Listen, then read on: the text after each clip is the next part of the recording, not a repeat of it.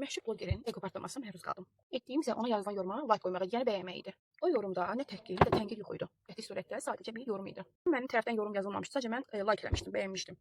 Və olacaq olan oldu. Dəqiqələr sonra həmin bloger xanımın aqressivliyinə tuş gəldi. Neçə ildir xanımı izləyirəm, çox sakit və mədəni, işində başarılı bir xanımdır və mən onu sırf işində olan uğurlarına görə, əzmkarlığına görə çox sevirdim. O qədər boşluq oldu ki, işin gücün arasında mənim profilimin Instagramda şəklini çəkib, skrin eləyib, sonra like bastığım yorumu skrinləyib atıb mənə və başlayıb deməyə.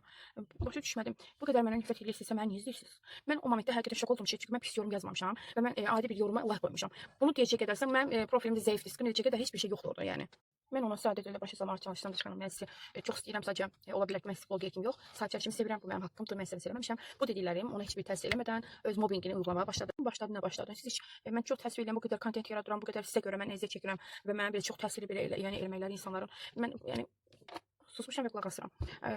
Nə bilim, heç məni tanıyırsınız, siz kimsiniz? Mən o qədər demək dəstələr olur ki, o qədər mənə reklamlar gəlir ki, mənə radiolardan, televizorlardan sizin belə təkliflər gəlir. Heç ağlınıza belə gəlməz ki, mənə nə qədər reklam gəlir və mən burada belə sizin belə hərəkətlərinizi qəbul etmək zorunda deyiləm. Yəni mənim belə düşüncəmizə belə sığmaz ki, mən nə qədər belə yəni məşğul insanam. İstədim deyim ki, sən ilə məşğul olmağımı burada görsən ki, mənim kimi yeri gəlsə böyüməmiş bir səhifəni skrin edib mənə atmağından sənin nə qədər məşğul olduğunu görsən. Əslində sən tam bir boş insansan və tam bir aqressiv insansan və egonu özündən demək tanımayan insanların üstünə tatmaq üçün çabalayan bir insansan. O hamımızın tanıdığı o sakit bloger getdi. İçindən zəhər saçan bir əqrəb mi deyim, ilan mı deyim, çıxdı və başladı yenə də. Mən dedikcə xanım, mən sənə deyirəm ki, başladı yenə öz. Mən beləyəm, mən eləyəm, mən buyam, mən oyam. Sizin ağlınıza gəlməyəcək təkliflər mənə gəlir. Yəni həqiqətən də mən bunlar yazdıqca mən artıq mənə təklik gəlir ki, bu xanımın həqiqətən psixoloq ehtiyacı var.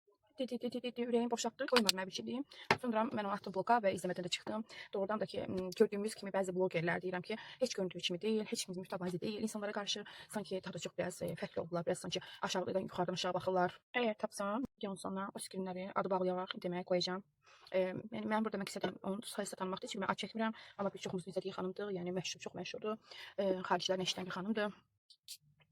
Sadəcə başıma gələn bu belə maraqlı və qeyri-adi deməyək, yəni maraqlı, sadəcə maraqlı bir hadisəni danışmaq istədim ki, yəni başıma belə bir iş gəlib, doğrudan da ki, sevirsən, hörmət edirsən və heç nədən sən üzərindən öz eqolarını dəfn edirlər, özlərini böyük göstərirlər. Yəni o qədər iş gücünün içində sən vaxtları bu hərəkətləri bir adama qarşı edirsən. Bu heç etik deyildi. Məndən bu qədər. Təşəkkür edirəm.